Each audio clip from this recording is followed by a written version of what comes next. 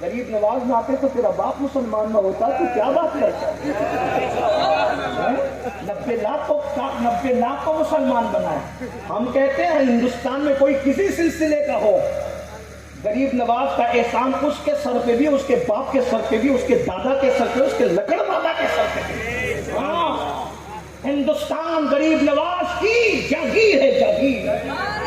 اب وہ بے اتفاق ہند کے بادشاہ ہے. ہمیں مدینے والے کا پتہ نہ ملتا اگر غریب نواز کی محنتیں نہ ہوتی. ہمیں بغداد کی خبر نہ ہوتی غریب نواز کی محنتیں. ہم جو کچھ ہے، قادری ہے، نقشبندی ہے، سہروردی ہے، رفائی، کچھ ہے، ہم غریب نواز کے رہنے منت ہے. اور ہمیں فخر ہے غریب نواز کے احسان کو. ہم ان کے احسان، ہمارے بادشاہ ہو 5 سال کے لیے کوئی بھی اٹھے بیٹھے، ہم اس کو کیا گنتے ہیں؟ ہم تو یہ کہتے ہیں ہمیں جانو ہمارا بادشاہ غریب نواز ہندوستان والا راجا ہے. اس لیے کہ کسی کو ووٹ بادشاہ بناتی ہے، غریب نواز کو مدینے کی سرکار نے بادشاہ بنایا ہے. اور جب تک چاند و سورج نکلتے ڈوبتے رہیں گے، غریب نواز کی ہندوستان پر حکومت رہے گی.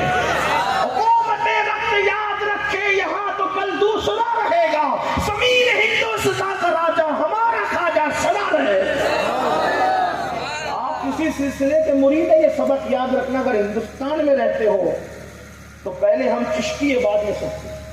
اتنا یاد رکھنا، چشتیت پناہ کھٹائی تو سمجھ لینا، غوث پاک بھی پناہ نہیں دیں گے، مجدد الفسانی بھی پناہ نہیں دیں گے، خواجہ باقی باللہ بھی پناہ نہیں دیں گے. اس لیے چشتیت آنکھ میں نہیں گڑنا چاہیے، چاہے کسی سلسلے کو. مجھ جیسا قادری ہم کہتے ہیں ہم پہلے ہندوستان میں تو پہلے چشتی ہے، بعد میں قادری. جس کا اپنا اپنا ذوق ہے، جس کو جسے ہم جانتے ہیں کہ غوث پاک کا پتہ بھی ملا ہمیں غریب نواز کی وجہ سے. مدینے والے کا پتہ ملا غریب، جو یہاں ہے سب غریب نواز کی محنت ہے. جب جہاں کسی دیہات میں بھی اذان بلند ہوگی تو وہ غریب نواز کی بارگاہ میں خراج پیش ہوگا. ان کی محنتیں ہے تو ہیں، بہرحال بات دور نکلتی ہے. اصل عنوان پہ آنا ہے. ایک بات سن لے پھر آگے بڑھتے ہیں. مجدد الفسانی، ان کے 2 شہزادے ایک عالم کے پاس پڑھتے ہیں. مجدد صاحب جب وہ عالم صاحب آتے تو ان کی طرف توجہ نہیں کرتے. کون مجدد؟ مجدد الفسانی. سرکار مجدد الفسانی، آج بھی ان کے مزار پر ایسی ہیبت اور رعب ہے کہ دیکھنے والے کے رونگٹے کھڑے ہو. جس کو نظر ہے جا کر کے دیکھے وہاں برستا کیا ہے. اگر خدا نے نظر دیے تو جا کر دیکھو وہاں برستا کیا ہے. اقبال جیسا بندہ گیا تو حیران ہو گیا. ڈاکٹر اقبال نے جو قناعت پیش کیا ہے وہ ان کا اپنا حصہ ہے. بہرحال ہند میں وہ ملت بیضا کا نگہبان، اس طرح کے الفاظ انہوں نے کہے ہیں جو مجھے اس وقت میرے ذہن میں نہیں آ رہے ہیں. بہرحال انہوں نے بڑا قناعت پیش کیا ہے. قلندر لاہوری نے مجدد صاحب کے شہزادے ایک عالم کے پاس پڑھتے ہیں. مجدد صاحب توجہ نہیں کرتے. شہزادوں نے کہا بابا آپ ہمارے استاد کے متوجہ نہیں ہیں. فرمایا بیٹا تمہارے استاد کی پیشانی پہ لکھا دیکھتا ہوں کہ اس کا خاتمہ اچھا نہیں ہوگا. اللہ سے ڈرتے رہو، نماز پڑھو، روزہ رکھو، حج کرو، ساری بات کرو، لیکن اللہ سے ڈرتے رہو. کس کا خاتمہ اچھا ہوگا کس کا نہیں ہوگا یہ میرے اللہ کی مرضی پر ہے. شراب خانے میں جو آج بیٹھا ہے ممکن ہے اس کا خاتمہ اچھا ہو، اور ممبر پہ جو بیٹھا ہے ممکن ہے اس کا خاتمہ خراب ہو. یہ اس کی اپنی شان ہے، وہ بے نیاز ہے، وہ بے نیاز ہے، وہ بے نیاز ہے. اچھی طرح یاد رکھنا، اچھی طرح یاد رکھنا. صحابی کے گھر میں کسی جہنمی کو پیدا کر دیتا ہے، اور کسی جہنمی کے گھر میں صحابی پیدا کر دیتا. صحابی کے گھر میں جہنمی پیدا ہو رہا ہے، جہنمی کے گھر میں صحابی پیدا ہو رہا ہے. آپ کہیں گے وہ کیسے؟ ابو جہل جیسے جہنمی کے گھر میں اکرمہ جیسا صحابی پیدا ہو رہا ہے. امیر معاویہ صحابی کے گھر میں یزید جیسا جہنمی پیدا ہو رہا ہے. اللہ کی شان، اللہ کی شان. حضرت امیر معاویہ صحابی حضور کے صحابی، حضور کے صالح اور بیٹا. اور ابو جہل اتنا گندا اور اس کے گھر میں صحابی حضرت اکرمہ ابن ابو جہل. یہ اللہ کی شان ہے. ایمان پہ کاٹنے کے لیے ڈرتے رہا کرو.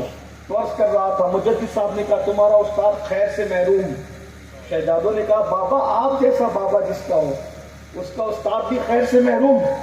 فرمایا بیٹا تقدیر تو میں نے پڑھ لی، لیکن یہ بدلنا، جس منزل کی یہ تقدیر ہے، میں جس منزل کی اس کی بات نہیں کرتا، عوام کو الجھاتا نہیں، لیکن اتنا کہتا ہوں جس منزل کی یہ تقدیر ہے اس کو پڑھنا میرا کام ہے، بدلنا میرا کام نہیں ہے۔ پھر اس کو کون بدلے گا؟ کہ اس کو کوئی بدل سکتا ہے تو شیخ عبد القادر جیلانی بدل سکتا ہے۔ یہ کام انہیں کا ہے، یہ کام انہیں کا ہے، وہ یہ کام کر سکتے ہیں۔